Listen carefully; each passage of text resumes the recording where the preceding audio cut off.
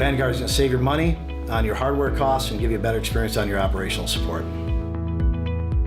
Vanguard is actually a rebranding from our extended warranty product offering. That's been around for a number of years, but as we've been talking to customers, we realized that they didn't necessarily like the experience that they had in opening tickets and working with the OEM to come up with a resolution to whatever the problem was. Customers were asking to have the coverage put on assets that didn't even come from us, and we didn't really expect that.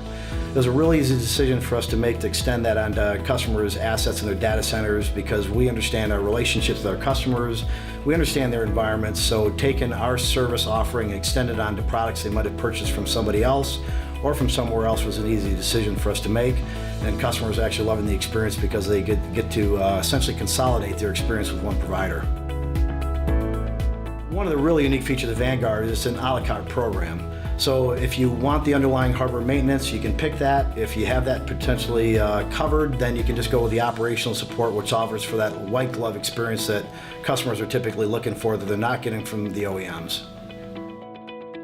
We have two different flavors of the Vanguard support offering. We have a support for hardware where we can provide advanced equipment replacement. So if you've got a defective hard drive or a DIMM or a CPU or a whole system, we can send you one in the mail in advance of you sending back the defective one. We can also offer on-site support services, so if it's better for our customers and us to deliver those services on-site, we can do that as well.